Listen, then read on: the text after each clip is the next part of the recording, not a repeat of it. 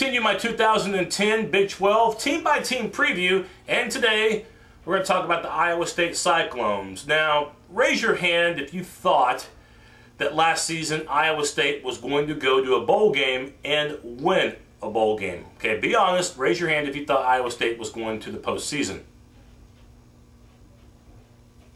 Oh, okay, I'm just kidding, all right? I didn't think they were going to go to a bowl game either. Psych. I thought, like most people, it was going to be just another mediocre year for the Cyclones where they would be near or at the bottom of the Big 12 North barrel. Well, Paul Rhodes, first-year head coach at Iowa State, pretty much made a liar out of me and out of a lot of fans, and he probably made a liar out of several Iowa State fans. It would be pretty difficult to find even the most die-hard Cyclone fan. Be pretty hard to find that they thought that Iowa State at the beginning of the year was going to have a 7-6 season and win a bowl game. But that's exactly what happened as the Cyclones took advantage of a schedule that may not have been the toughest, and they ended up beating Minnesota in the Insight Bowl. But of course, we can't just say that Iowa State beat a lot of cream puffs, because they did have one marquee win, and that was the victory at Nebraska. Still cannot believe that. Now, you might be thinking to yourself, why isn't Iowa State given a whole lot of consideration in 2010 to get back to a bowl game?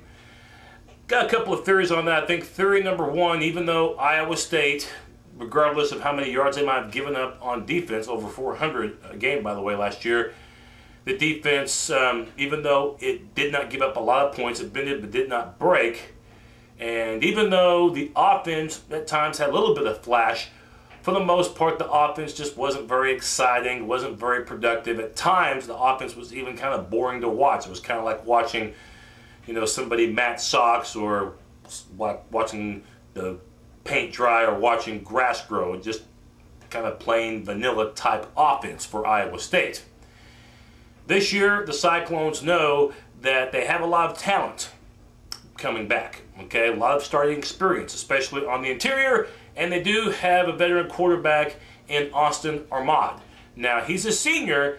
Good things that he can do for the Cyclones. First of all, he can run, okay? And he's a pretty tough guy to bring down, pretty athletic. Last year, he barely threw for over 2,000 yards, and he threw just as many interceptions as touchdowns. And I think this is going to be FYI number one for the Cyclones. One reason why I may not be as high on Iowa State as some people around the Iowa area might be. Yes, they did go to a bowl game last year and won a bowl game, but Arnaud threw 14 touchdown passes, that's not very many, and threw 13 interceptions, and that is a lot. And I think the key for him, you've got a pretty good offensive line, especially when it came to protecting the quarterback. They were third last year in the Big 12 in sacks allowed. They only gave up 16 sacks, by the way. So there really is no excuse for Arnaud to be throwing that many picks entering this year. Better decision making is the obvious thing that I think that Arnaud must keep in mind. If you got to take a sack, take a sack. If you got to throw the ball away, throw the ball away. But for crying out loud, don't be throwing that many picks. Don't be putting your defense, which last year had to really bail Iowa State out of some ball games, into uncomfortable positions, okay? So many times football is a field position game. You'd rather send your punter out and boot the ball 45 yards and make your offense start in your territory than throw picks. So the touchdown to interception ratio must improve for Arnaud and for Iowa State to be a better offense. Good news for the Cyclones. They returned their leading ground carrier from a year ago, Alexander Robinson, a fast, quick back. Not really what you would call a powerful back, but with that offensive line, which did a good job both pass protecting and run blocking a year ago, you have a feeling that Robinson could be in store for a better 2010. A guy that is a power running back, and they hope he's healthy, is Bo Blankenship. And yes, if you're watching this broadcast around the Norman, Oklahoma area, he does sound like a familiar name because he played his high school ball at Norman North. He's had knee injuries, but Iowa State feels that he'll be at full strength for 2010. They got to keep him at full strength, though. Now, FYI number two for Iowa State is going to be the wide receivers. This was an area last year where the Cyclones did not have a lot of big play capability. What's even worse for Iowa State is this year they're going to enter the season without their 2 leading receivers from a year ago. So enter the 2 Dariuses for Iowa State.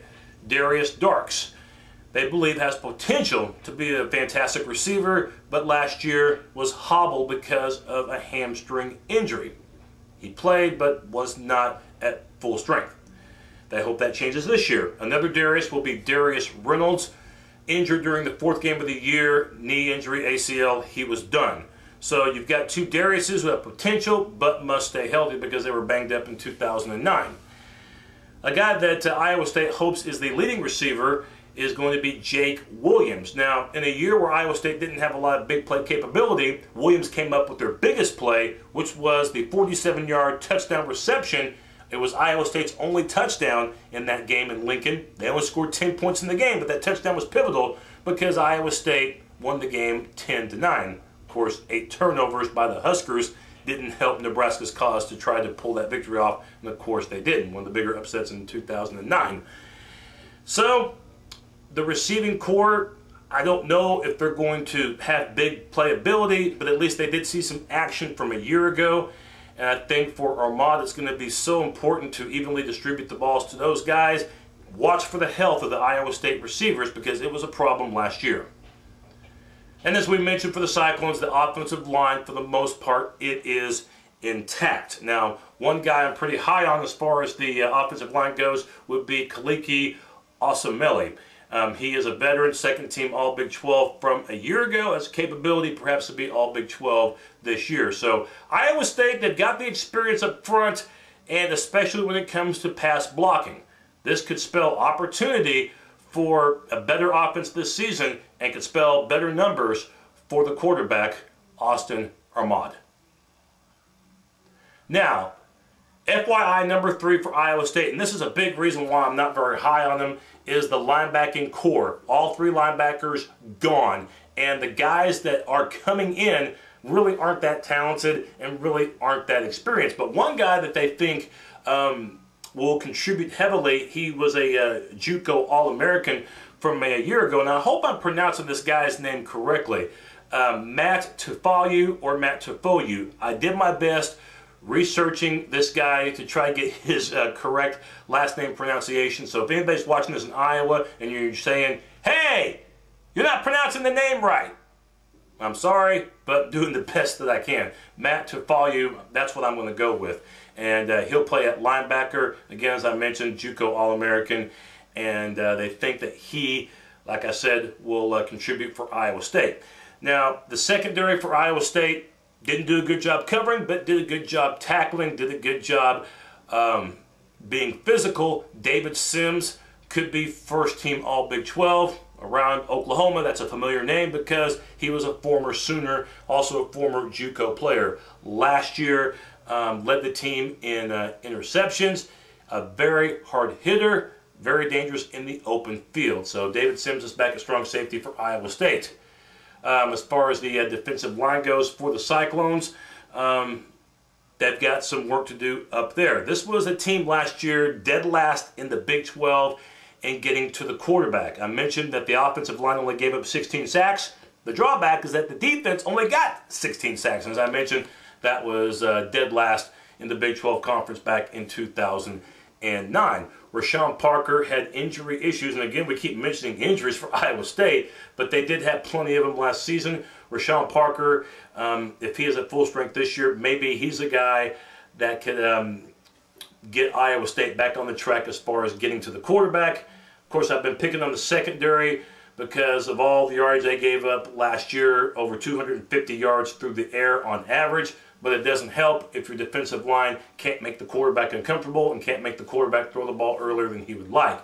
So for Iowa State, it's going to have to be a true team effort from the front 7 to really help out the secondary. Iowa State did a good job last year in scoring defense. They were just outside the top 20 in the country last year in scoring D, but they can't keep relying on that defense to give up a bunch of yardage and be able to hold the offense in check. Might be able to get away with it one year, but rarely does that happen on a year-by-year basis. So front 7 has to help the secondary out in Ames, Iowa. Taking a look at the Iowa State schedule for 2010, as you could tell by a lot of those games, victories are going to be difficult to come by, but at least in the season opener, that spells an opportunity for a W for ISU. Playing early in the year on a Thursday, September the 2nd, hosting Northern Illinois. That should be a win. September 11th, just 9 days later, they travel to Iowa City to play interstate rival Iowa. Absolutely no chance of the win there. Iowa's in the top 10 in both major polls. Then the next week, they travel to Kansas City for a neutral site game against Kansas State. Last season, these two teams played at Arrowhead, with K-State winning by 1 point. This year's game should be interesting as well, either or. September 25th, Iowa State's back in Ames to play Northern Iowa. I will give Iowa State a W in this one, but just barely. Remember, last year Northern Iowa played the University of Iowa pretty competitively. The next 4 games could spell a 4-game losing streak just like that for the Cyclones. October 2nd, hosting a pass-happy offense at Texas Tech. I know the offense is going to be a little bit different, but expect Tech to really rely on the pass in this game because of the Cyclones' vulnerability against the pass. A win there for the Red Raiders. The following week, stepping outside of conference play to host one of the better non-BCS teams in the land in Utah. I look for the Utes to roll in this one. Those 2 games, though, may be pale in comparison to the following 2, October 16th and 23rd, the true teeth of the schedule, traveling to Norman, Oklahoma, and then 7 days later to Austin, Texas.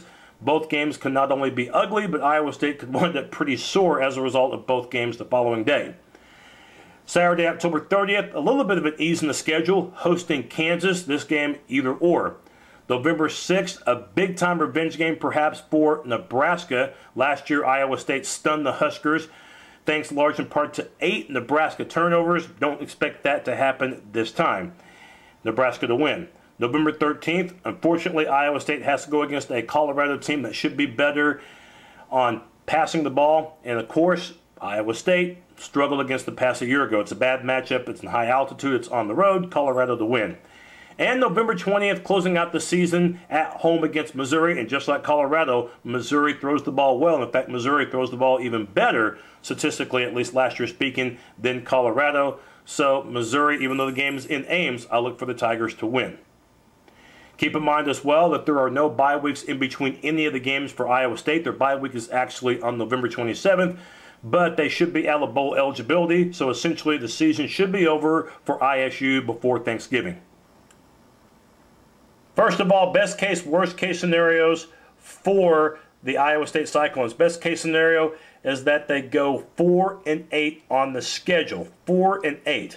Look, the schedule is way too tough to think that Iowa State can pull off 6 victories. And even if they did win 6, remember, they're scheduling 2 FCS teams. They could only count one of those wins, assuming that they can beat both Northern Iowa and Northern Illinois toward bowl eligibility. So they might have to win 7 games, which means that they might have to have a winning record in Big 12 play. And I don't think there's a snowball's chance, and you know what, that's going to happen with that schedule.